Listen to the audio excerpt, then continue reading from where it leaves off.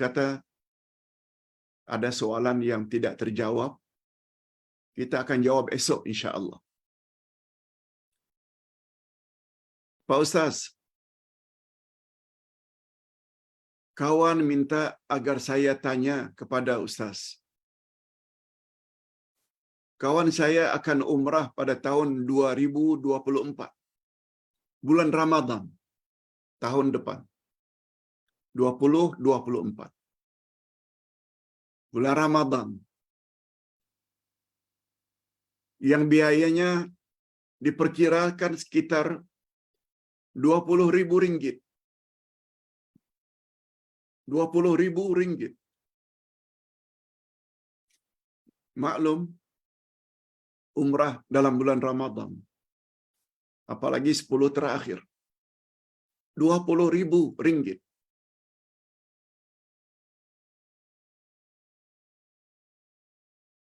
Tapi pada masa yang sama, Pak Ustaz, saya ada adik yang susah. Duduk di kampung. Yang kadang-kadang perlu bantuan yang banyak. Adik susah. Hidup di kampung. Yang memerlukan bantuan. Pertanyaan saya, Pak Ustaz. Mana lebih baik? Saya simpan duit untuk pergi umrah? Atau saya bantu adik? Jawabannya, yang lebih baik dalam hal ini adalah bantu adik. Bukan pergi umrah. Apatah lagi kita sudah pergi umrah. Malah sudah pernah haji.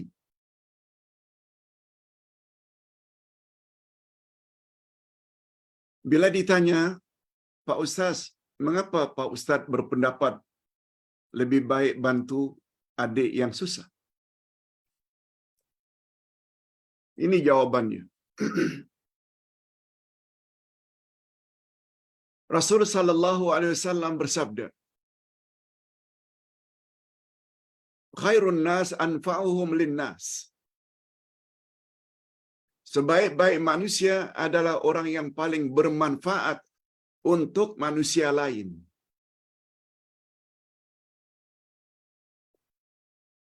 Sehingga hadis itu dijadikan satu kaedah, formula dalam Islam. Makin banyak orang lain dapat manfaat dari usaha awak, makin besar pahala yang awak akan dapat.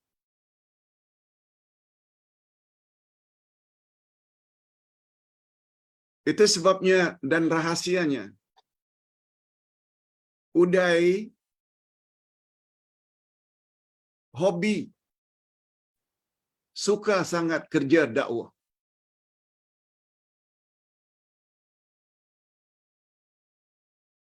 Apa sebab? Sebab kata Nabi, bila awak memberi seseorang hidayah, petunjuk, panduan, bimbingan, lalu orang yang awak bimbing itu mengikuti bimbingan, petunjuk, hidayah yang awak sampaikan, awak layak mendapat pahala sama dengan orang yang mengamalkan panduan awak itu dengan tidak dikurangi sedikit pun. Itu kalau satu orang. Macam mana kalau 10 orang? Macam mana kalau 10.000 orang? Pulangannya akan dapat kepada orang yang berdakwah. Itu sebabnya bagi Uday, dakwah ini tidak meletihkan. Walaupun nampaknya macam letih, tapi happy. Gembira. Apa sebab? Sebab banyak orang dapat manfaat. Nah, kembali kepada pertanyaan, bila awak pergi haji, bila awak pergi umrah, untuk kesekian kali, walaupun dalam bulan Ramadan, manfaatnya untuk diri awak seorang. Tapi bila saudara kita yang susah, kita bantu dengan duit tadi, bukan pergi umrah, tapi kita bantu dia, Dia pula ada anak, penak, cucu yang susah-susah. Berapa banyak kita dapat kolek ganjaran dengan bantuan itu? Itu dia jawaban singkat, Ustaz. Ringkasnya, membantu saudara yang susah lebih baik daripada pergi umrah haji berkali-kali. Kalau ditanya mengapa, karena manfaat yang ini lebih banyak orang lain dapat rasakan. Yang secara otomatik kita juga akan dapat pulangannya. Pak Ustaz,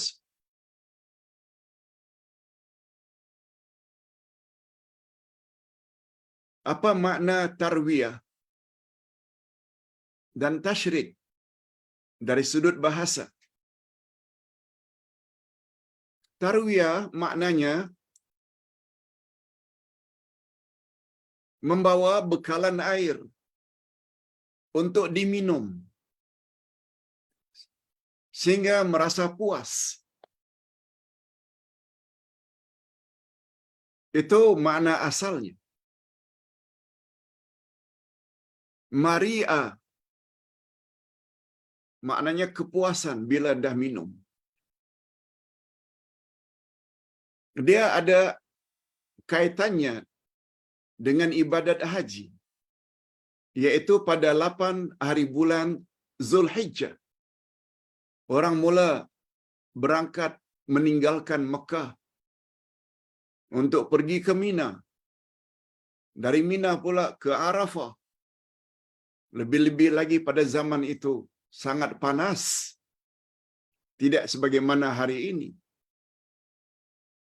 Jadi membawa bekalan air yang banyak untuk diminum dalam perjalanan sekian hari itu. Apalagi ketika itu barangkali jalan kaki dalam keadaan panas. Bukan seperti sekarang sudah menghijau. Itu makna asal menurut bahasa tarwiyah. Tasyrik pula dari kata syirk. Bukan syirik ya, bukan syirik. Syirkon itu timur. Itu sebabnya ada istilah isyraq, yaitu munculnya matahari dari sebelah timur. Ada salat isyraq. Tasyrik, dia merujuk kepada 3 hari setelah Idul Adha. 11 Zulhijjah, 12 dan 13. Karena pada hari itu, pada asalnya menurut bahasa,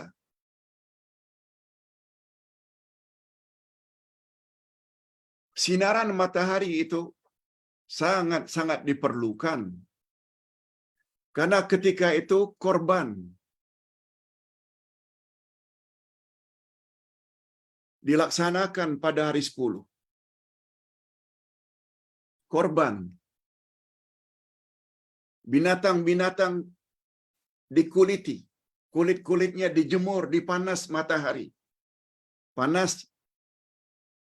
matahari yang muncul dari sebelah timur. Itu menurut bahasa. Itu sebabnya ada istilah mustasyriqin. Mustasyriqin itu adalah para orientalis. Orang-orang yang pakar dalam hal ketimuran. Mustasyriqun. Orientalis. Okey. Apa kaitannya Pak Ustaz dengan haji? Nah, bila dikaitkan tarwiyah dengan haji, orang yang pergi haji digalakkan untuk meninggalkan Mekah, pergi ke Mina. Bermalam di Mina 1 malam. Esok paginya 9 Zulhijjah menuju ke Arafah.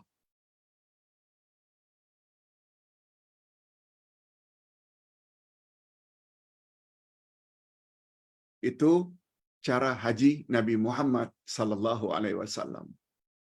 Hari-hari tasyrik pula bila dikaitkan dengan haji, masa itulah masa kita melontar. Melontar jamarat. Jamratul Ula atau Jumratul Aqabah, Jumratul Wusta.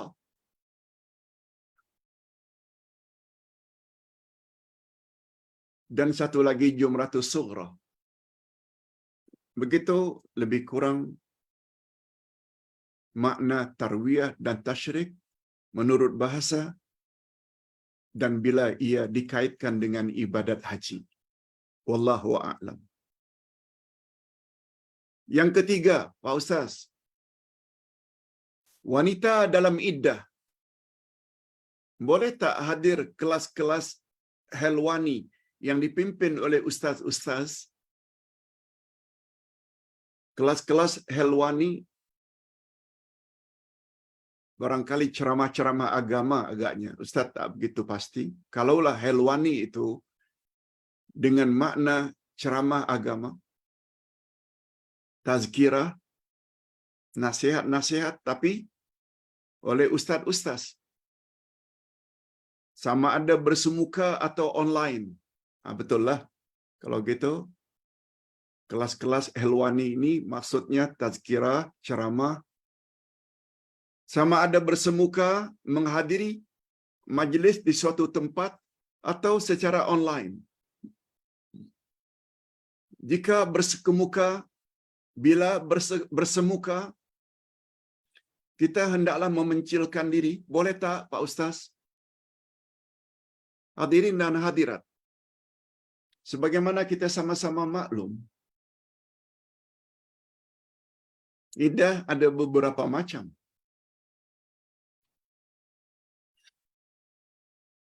Ada iddah karena kematian suami. Ada iddah karena perceraian hidup. 3 bulan atau 3 kali suci. Itu kalau iddah perceraian hidup. Bila iddah perceraian karena kematian suami, itu 4 bulan 10 hari. Masa-masa iddah itu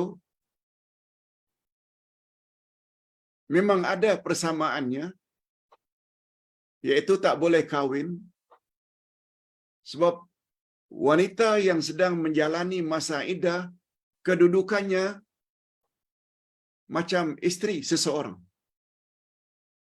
Maksud Ustaz bila cerai hidup. Bila cerai mati pula juga tak boleh.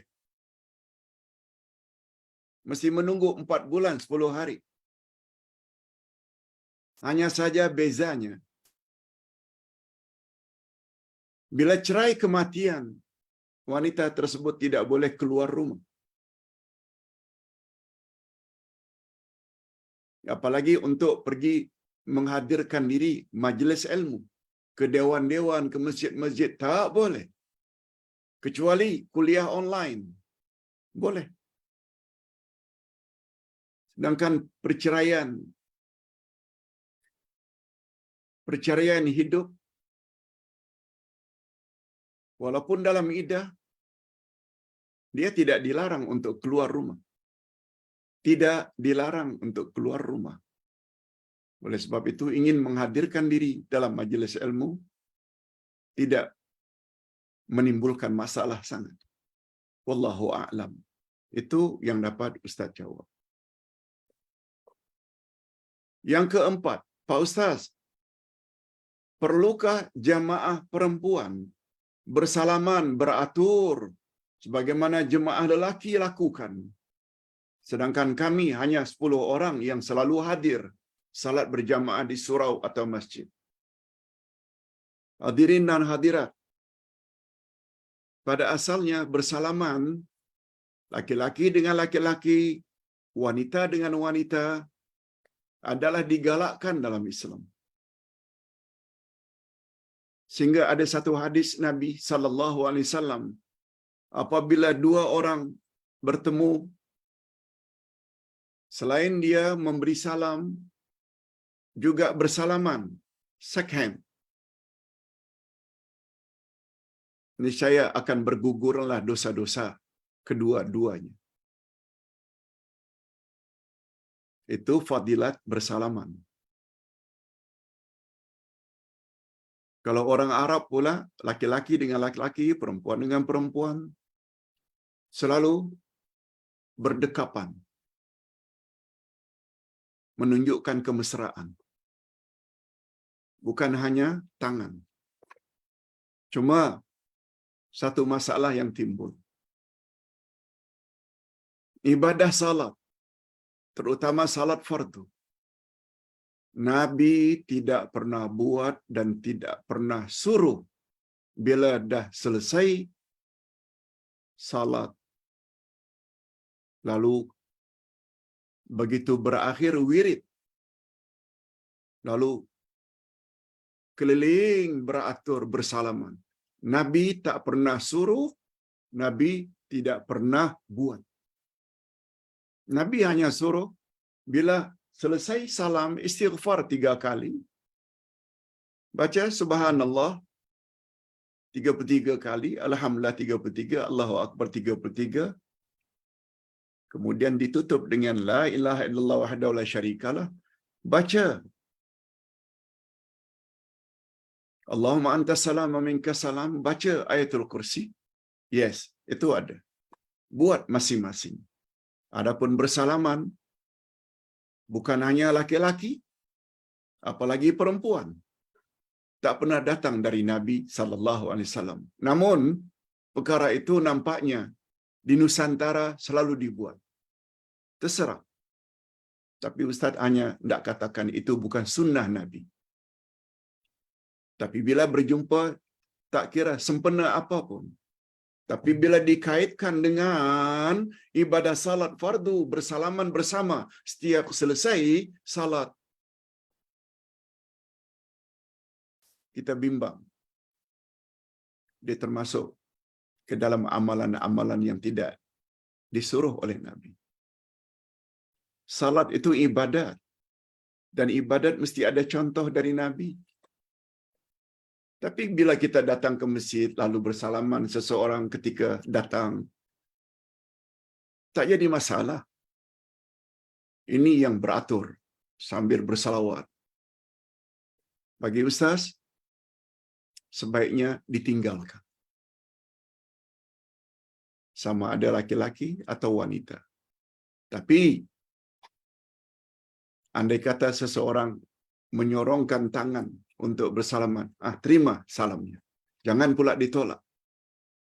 Tapi yang Ustaz maksudkan keliling, no, sebaiknya ditinggalkan. Wallahu a'lam. Dan terakhir pertanyaan. Pak Ustaz, saya dulu ada kursus bekam. Bekam, keluarkan darah dari kepala atau dari mana, darah kotor. Itu namanya bekam. Dalam kursus tersebut, guru beritahu, setiap hari Rabu, jangan berbekam. Sebab dikatakan, bila hari tersebut berbekam, akan turun penyakit. Begitu saya diberitahu dulu. Sempena Ustaz ada sebut keyakinan bahawa pada hari Rabu terakhir bulan Safar itu diturunkan 320,000 bala atau penyakit. Ustaz kata tidak ada dalilnya, tidak ada hadisnya. Kita tidak boleh meyakini hari Rabu itu membawa kesialan, membawa penyakit, musibah. Dan itu yang dipanggil dengan tiara. Menghubung kaitkan angka 13, angka sial. Menghubung kaitkan bulan Syawal tak boleh kahwin, itu tak elok. bulan tersebut, tidak boleh bina rumah. Itu termasuk tiara. Dan Nabi ada sebut, inna tiarata syirkun. Termasuk bekam yang disuruh oleh Nabi. Salah satu rawatan dalam Islam adalah berbekam. Kita tambah pula, jangan bekam hari Rabu. Ustaz bimbang, itu juga termasuk ke dalam tiara. Oleh sebab itu, bertobat pada Allah Azza wa Jalla, jangan diulangi lagi. Dengan kata lain, puan, apabila suka membekam orang lain, bekamlah walaupun hari Rabu. Beritahu kepada jemaah, tidak ada halangan berbekam pada hari Rabu. Demikian dulu, mudah-mudahan ada manfaatnya. Kita akhiri dengan doa, khasnya doa yang kita tadi baca pada akhir ceramah muflis yang hakiki. Alhamdulillahirabbil alamin. Wassalatu wassalamu ala asyrafil anbiya'i wal mursalin wa ala alihi wa sahbihi ajma'in. Rabbana zidna ilman nafi'a wa rizqan thayyiba wa amalan mutaqabbala. Ya Allah, tambahkanlah untuk kami ilmu yang bermanfaat, rezeki yang baik-baik, halal lagi diberkati. Dan terimalah segala amal saleh kami. Allahumma anta rabbuna farzuqna al-istiqamah. Ya Allah, Engkau adalah Tuhan kami.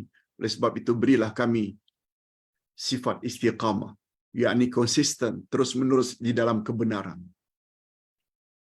Allahumma jannibna su'a wal fahsya. Ya Allah, hindarkanlah kami daripada perbuatan-perbuatan keji dan perbuatan-perbuatan yang buruk. Waja'alna min ibadikas salihin. Dan jadikanlah kami termasuk ke dalam hamba-hambamu yang saleh. Wa sallallahu ala nabiyyina Muhammad wa ala alihi wa sahbihi ajma'in. Walhamdulillahirabbil alamin. Subhanakallah